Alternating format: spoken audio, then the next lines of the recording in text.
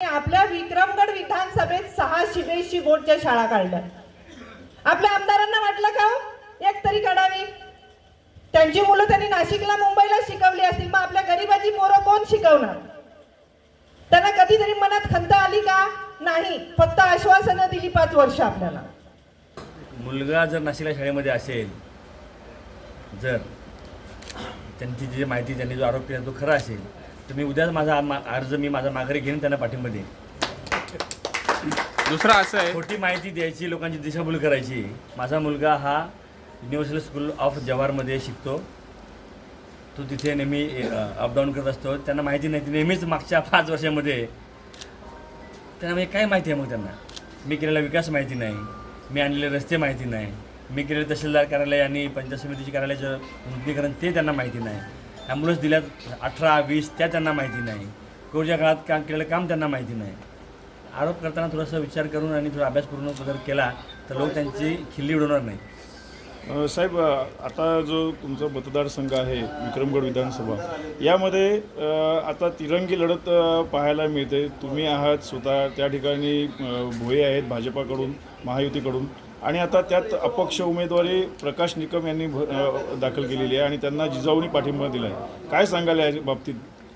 नाही, आता प्रकाश निकम हे महायुतीचे झेडपीचे अध्यक्ष आहेत, विद्यमान शिंदे साहेबांच्या जवळचे आहेत। त्यांनी बंडखोरी केली याचा अर्थ भारतीय जनता पार्टीने खरं घेतला पाहिजे का काय जो घ्यायचा आहे तो? ज्या माणसाला शिवसेनेने, बाळासाहेबांच्या शिवसेनेने, उद्धव ठाकरे साहेबांच्या शिवसेनेने ज्यांना पंचायत समितीचं सदस्यपद दिलं, ग्रामपंचायत सदस्यपद दिलं, पंचायत समिती सदस्य 2दा, त्यांच्या पत्नीला त्यांना सभापतीपद 2दा, झेडपी सदस्यपद 2 वेळा, दोन्ही पती पत्नीला तिकीटं दिली, झेडपीचे जिल्ह्याचे अध्यक्ष आहेत, राज्यमंत्री दर्जा म्हणून ते मिरवतात, त्या पार्टीला सोडून फक्त आणि फक्त राजकारणाच्या स्वार्थी हेतूसाठी लगेच पक्ष बदलून दुसऱ्या संघटनेमध्ये प्रवेश करायचा आणि कोणाचा झेंडा हाती घ्यायचा, ज्यांनी नेहमीच या भागाचं नुकसान केलेलं आहे अशा लोकांची संगत करायची, हे मला वाटतं राजकीय त्यांचं पुढचं करिअर आहे त्याला खड्ड्यात घालणारं आहे। त्यांना सल्ला दिला होता की थांबून घ्या, पक्षाने जेव्हा आदेश दिलेला पक्षाला पाळायचा असतो, जो खरा निष्ठावंत सैनिक असतो आमच्यासारखा, जो 50 खोक्यांना किंवा 1000 कोटीच्या निधीला, मंत्रिपदाला बोलला नाही, थोडं संयम ठेवायचा असतो ना, आयुष्यामध्ये अशा संधीच राहतात। महाविकास आघाडीचं सरकार आलं आणि त्या ठिकाणी तुम्हाला जर भविष्यात मंत्रिपद मिळालं तर तुमचं विजन काय असणार या विक्रमगड विधानसभामध्ये? आपल्या सगळ्यांना माहिती आहे की 1350 कोटी रुपयांचे रस्ते, जवळपास 3000 कोटींच्या इमारती, पूल, अनेक विकास कामं या मतदारसंघामध्ये मागच्या काळामध्ये सत्ता नसतानाही आपण केलेली आहेत। या मतदारसंघाचा सर्वांगीण विकास, एक चांगलं टुरिझम हब महाबळेश्वरच्या धर्तीवर आपण जव्हारमध्ये करू घातलं आहे।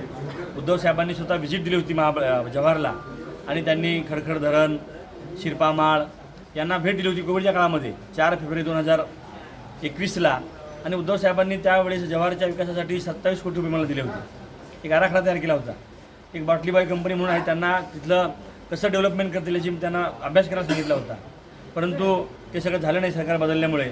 परंतु आपण जसं म्हणताय त्याप्रमाणे जर सरकार आमचं आलं, सरकार आमचं येणारच आहे, त्यावेळेला मात्र या विक्रमगड विधानसभा मतदारसंघाचा संपूर्णपणे कायापालट करण्याचा प्रयत्न मी माझ्या महाविकास आघाडीच्या माध्यमातून त्या ठिकाणी करेन। सर आपण आता दुसऱ्यांदा परीक्षा देता, हा पेपर तुम्हाला कठीण वाटतो? नाही, विकास कामांच्या जोरावर, या कार्यकर्त्यांच्या जोरावर हा विषय कठीण नाही माझ्यासाठी, विषय सोपा आहे। बंडखोरांनी त्यामध्ये अजून तो सोपा केलेला आहे। शेवटी मी नेहमी सांगत असतो की कर्माला धर्माची जोड पाहिजे, आणि मला वाटतं ती देवाला काळजी आहे, त्यामुळे सगळ्या गोष्टी माझ्या बाजूने त्या ठिकाणी होत आहेत। सर, या सरकारमध्ये एक मोठ्या प्रमाणात आपल्या परिसरात पेसा हा विषय फार प्रलंबित ठेवला होता, आणि त्याचप्रकारे ओबीसी लोकांचं सुद्धा मन दुखावलं गेलेलं आहे, तुम्ही कसं पाहता? नाही, पेसा भरतीच्यामध्ये जो कायदा असं म्हणतो की आदिवासी भाग बहुल जो भाग आहे जिल्ह्यामध्ये 38 आपले जे 36 जे आपले जिल्हे आहेत त्यामध्ये 18 जिल्हे हे पेसा जिल्हे आहेत, त्यापैकी 13 हे 100% पेसा जिल्हे आहेत, त्यामध्ये पालघरचा समावेश आहे।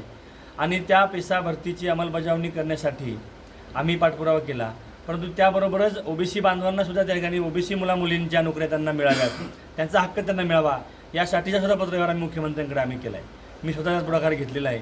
ज्या आपल्या ओबीसी संघटना आहेत, ज्यांना खरं ज्ञान या ओबीसी आणि पेसा या भरती संदर्भातला आहे ते ज्यांनी हे अपील केलं किंवा जे त्याच्यामध्ये सक्रिय आहेत त्या सगळ्या माझ्या पेसाच्या आणि आदिवासी ओबीसींच्या कार्यकर्त्यांना माहिती आहे की कोण त्यामध्ये खरा पाठपुरावा करतं आहे.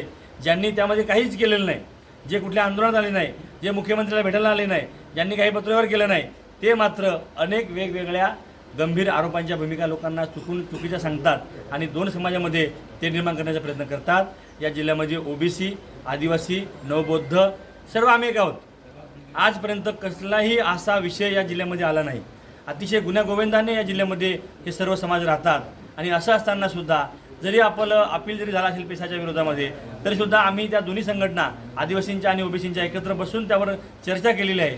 3 वेळा मुख्यमंत्र्यांकडे चर्चा केलेली आहे. विधानभवनात ती चर्चा झाली, मंत्र्यात पण चर्चा झालेली आहे.